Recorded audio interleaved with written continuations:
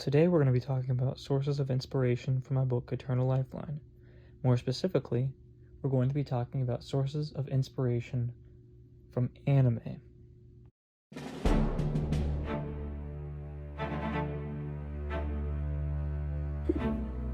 So, I would say the first immediate one I drew inspiration from was from an anime called Re:Zero.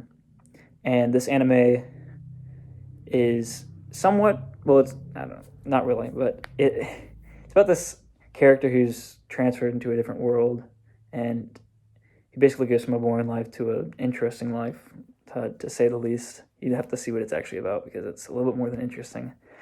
And the main thing that I drew inspiration from was a character named Amelia, who I modeled my character Azure after. And you have to see exactly what I mean by that when you read, because I don't want to go into too much detail or else you would have no reason to read the book. But the book, I feel, definitely reflects a lot of character traits of main protagonists for anime, specifically shonen anime.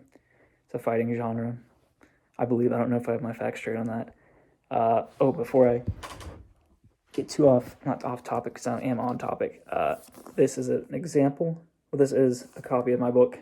I don't have too many because I don't have an unlimited amount of money, and if I did have an unlimited amount of money, I'd probably be giving all of my books away for free, but that's not the case. Back to the point. The main sort of points that Sebastian, the main character, meets for a protagonist in most anime are that he has the affinity for wanting to be better and reach greater heights, meaning that he'll train, he'll do whatever it takes within a moral spectrum of accomplishing what he wants to accomplish. He loves adventure, and he will work hard to meet his goals, as I said before. The second thing is that he is easy to forgive, but strong in his conviction.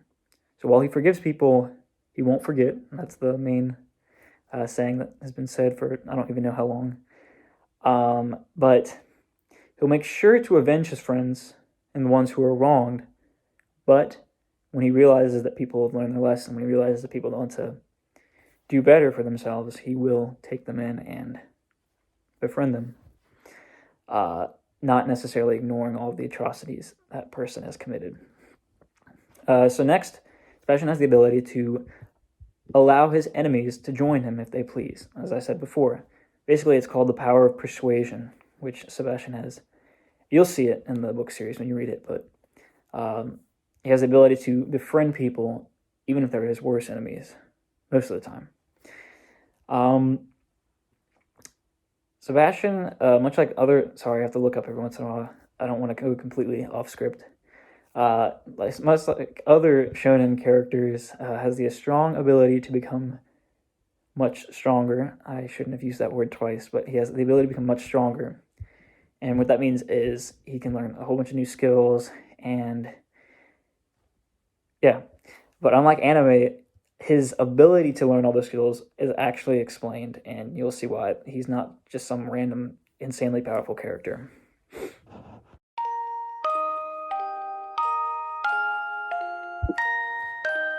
So I'd say the second thing, while not necessarily being anime, is Chrono Trigger. It's a video game it kind of has themes of anime, but it's not necessarily. If you read the newspaper article, but it is one of the things that has inspired me with this because it draws heavily from themes of a dystopian world, adventure, and magic, which are all three things that check what my book is about.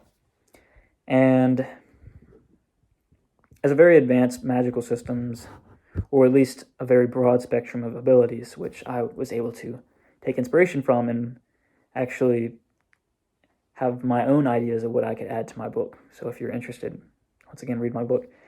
I can't stress it enough. People have said they liked it. Plus, it's nice. It feels great to be supported.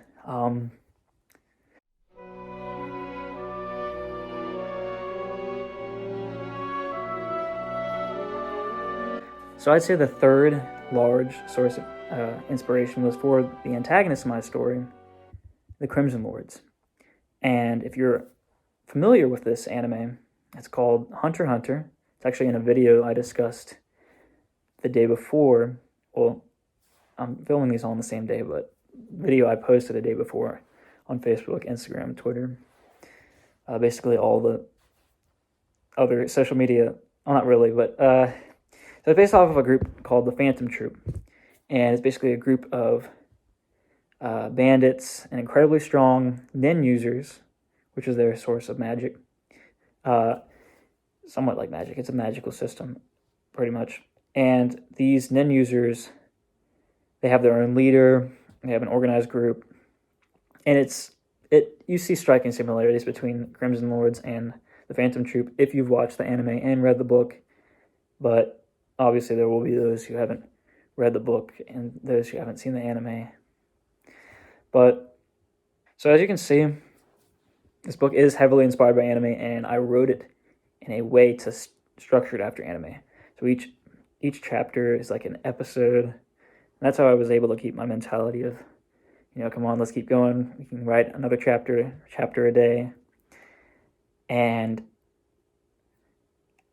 there's a lot of there's a lot of people who are against anime. They